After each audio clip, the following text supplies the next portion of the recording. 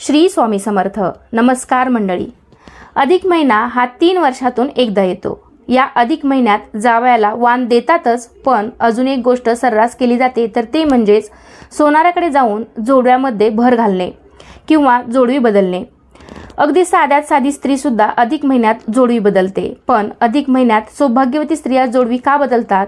ही जोडवी बदलत असताना कोणती चूक आपल्याला चुकूनही करायची नाही आणि जोडवी कशा प्रकारची आपल्या पायांच्या बोटामध्ये असायला हवी. त्याचबरोबर जावयाला वाण देताना कोणतीही वस्तू 33च का दिली जाते, 33च अंक का वापरला जातो, अशी बरीच माहिती मी आजच्या व्हिडिओमध्ये शेअर करणार आहे. त्यासाठी व्हिडिओ शेवटपर्यंत पाहायला विसरू नका.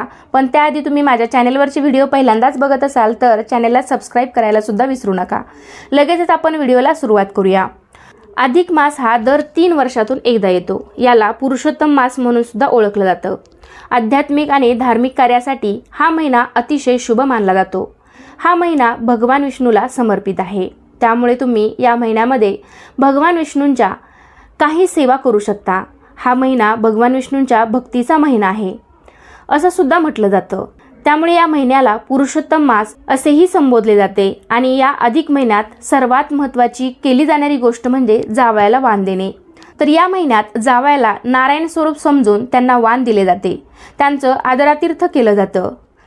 अधिक मासाचे एवढे महत्त्व का आहे तर पहा, अधिक महिना हा 32 महिने 16 दिवस आणि 8 तासांनी येत असतो. म्हणजे साधारणतः 33 महिन्यानंतर येत असतो. 33 महिन्यांसाठी म्हणून 33 वस्तूंचे दान केले जाते. याचा उल्लेख अनेकदा 30 आणि 3 असा सुद्धा केला जातो. हा महिना दर 33 महिन्यांनी येत असतो. त्यामुळे अधिक मासामध्ये 33 ही संख्या महत्त्वाची आहे. अधिक मास हा दर 3 वर्षानंतर एकदाच येतो. पण 18 वर्षानंतर फक्त एकदा हा मास श्रावणामध्ये येत असतो. तुम्ही वाणामध्ये अनारसे किंवा बत्ताशे देत असाल, जे काही वाण म्हणून देत असाल ते 33 या संख्येमध्येच असावे. अधिक मासात आपल्या महाराष्ट्रामध्ये अनारसेचे वाण जास्त करून जावयाला दिले जाते. बऱ्याच ठिकाणी बत्ताशेचे वाण सुद्धा दिले जाते. असे वाण द्यावे जेणेकरून ते खाल्लं जाईल. हा महिना 33 महिन्यांनी येतो, म्हणूनच यातील 33 या अंकाला खूप महत्त्व आहे. तर आता आपण पाहूया, महिला या महिन्यात पायात जोडवी का बदलतात आणि जोडवी घालताना कोणती चूक करू नये. लग्न झाले की स्त्रीच्या शृंगारात भर पडते ती सौभाग्य अलंकाराची. मंगळसूत्र, हिरवा चुडा, कपाळावर टिकली, पायात पैंजण आणि जोडवी. आजकाल मंगळसूत्र घातलं, टिकली लावली, बांगड्या घातल्या म्हणजेच स्त्रिया सौभाग्यवती आहेत हे सिद्ध होतं. पण कोणत्याही प्रौढ पुरुषाकडे पाहिलं की तो विवाहित असेल किंवा नाही हे खात्रीपूर्वक सांगता येत नाही.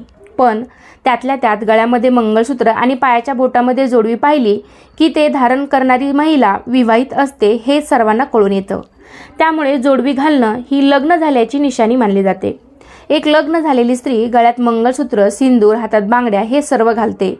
पण आपण लहानपणापासून आपल्या आईला, आजूबाजूच्या काकूंना हे सर्व अलंकार घालताना पाहिलं आहे. या सर्व सुहासिनींच्या निशाणी मानल्या जातात. नवीन नवरीच्या अंगावर मंगळसूत्रानंतर पहिला दागिना चढतो तो म्हणजेच पायातील जोडवी. पायातील जोडवी हा सौभाग्य अलंकार असला तरी आजकालच्या मुली फॅशन म्हणून का होईना आवर्जून जोडवी घालतात. स्त्रियाप्रमाणेच आधुनिक युगातील मुलींनाही जोडवी घालायला आवडतात. आजकाल अनेक जणी फॅशन म्हणून सौभाग्य अलंकार नाजूक का होईना आवर्जून वापरतात. लग्नावेळेस स्त्रियांच्या पायांच्या बोटावर पहिला अलंकार चढतो तर ते म्हणजे जोडवी.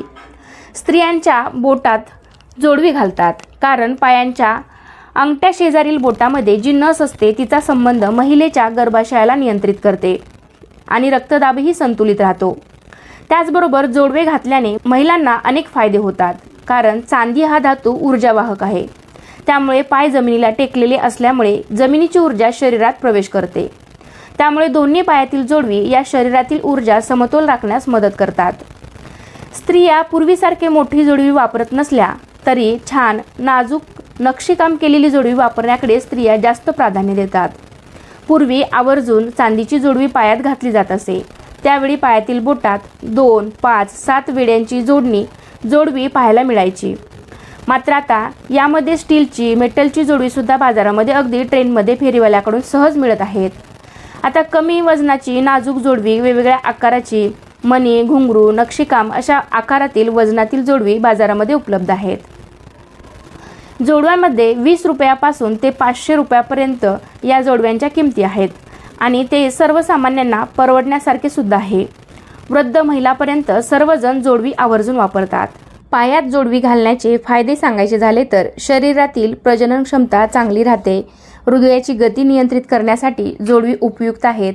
जोडवी घातल्याने थायरॉइडचा धोका कमी होतो.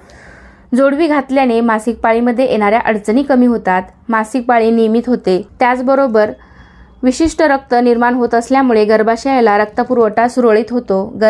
गर्भाची संवेदनशीलता वाढते. दोन्ही पायात जोडवी घातल्याने ऊर्जेचे प्रमाण व्यवस्थित राहते. हे झाले जोडवी घालण्याचे फायदे. पण अशा अनेक जोडव्या आहेत ज्या की पायामध्ये घालू नये असं सांगितलं जातं. त्यामध्ये पहिलं म्हणजे वेडणीची जोडवी घालू नका असं सुद्धा सांगितलं जातं. आता हल्ली अगदी साधे सुद्धा जोडवे मिळतात. कमी वजनाचे, जास्त वजनाचे, तुम्हाला हवे तसे डिझाईन तुम्ही वापरू शकता. पण चांदीची जोडवी आपल्याला आपल्या पायाच्या बोटामध्ये घालायची आहे. चुकूनही बाजारातली नकली अशी जोडवी घालू नका. हे सगळे दागिने तुम्ही फॅशन म्हणून घालू नका. तर या प्रत्येक दागिन्यामध्ये काहीतरी शास्त्र आहे. सोने चांदी घातल्यामुळे आपल्याला वेगवेगळ्या प्रकारची ऊर्जा मिळत असते.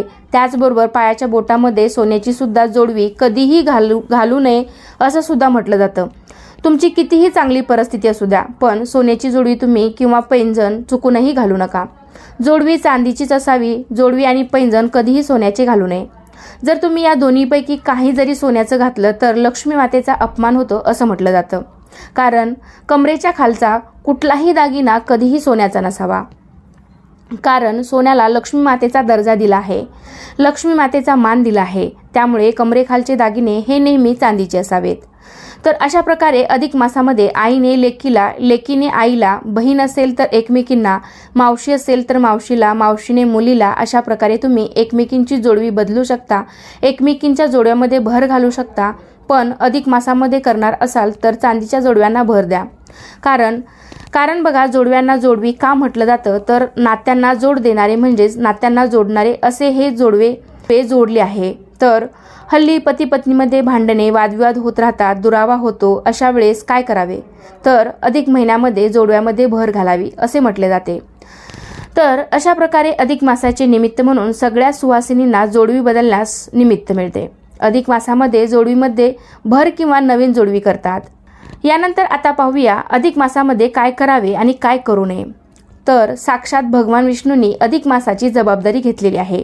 त्यामुळे हाताने काम आणि मुखाने नाम घेत सत्कर्म करावे. या महिन्यात शारीरिक, मानसिक आणि आर्थिक गुंतवणूक करावी. या महिन्यात शक्य तेवढे धार्मिक विधी, पूजापाठ करावेत. सूत्रपठणामुळे सकारात्मक ऊर्जा निर्माण होते. म्हणून अधिक मासात जास्तीत जास्त पठण करून सकारात्मकता वाढवावी. अधिक मासात गरजवंताला यथाशक्ती दानधर्म करावा. सामाजिक संस्थांमध्ये सेवा शुश्रूषा करावी. अशी सेवा देवाच्या पायाशी झटकन रुजू होते. मन विषयामध्ये न गुंतवता शक्य तेवढे हरिनाम घेऊन आपली रोजची कामे पार पाडावीत. या अधिक मासात लग्न, कोणतेही शुभ कार्य, मुंज, साखरपुडा, कोणतेही मंगल कार्य अधिक मासामध्ये करू नयेत. शक्यतो तुम्ही या समारंभाचे मुहूर्त या महिन्यामध्ये ठरवू शकता. त्याचप्रमाणे घर खरेदी, वस्तू खरेदी, वाहन खरेदी, मोठी आर्थिक गुंतवणूक असलेल्या गोष्टी अधिक मासात करू नयेत. अशा प्रकारे आजच्या व्हिडिओमध्ये आपण अधिक मासाबद्दल, जोडव्याबद्दल बरीच माहिती पाहिलेली आहे. तर कसा वाटला तुम्हाला आजचा व्हिडिओ मला नक्कीच सांगा. आवडला असेल तर लाईक करा, शेअर करा. तुम्ही पहिल्यांदाच माझे व्हिडिओ बघत असाल तर चॅनेलला सबस्क्राईब करा. धन्यवाद. सर्वांना श्री स्वामी समर्थ.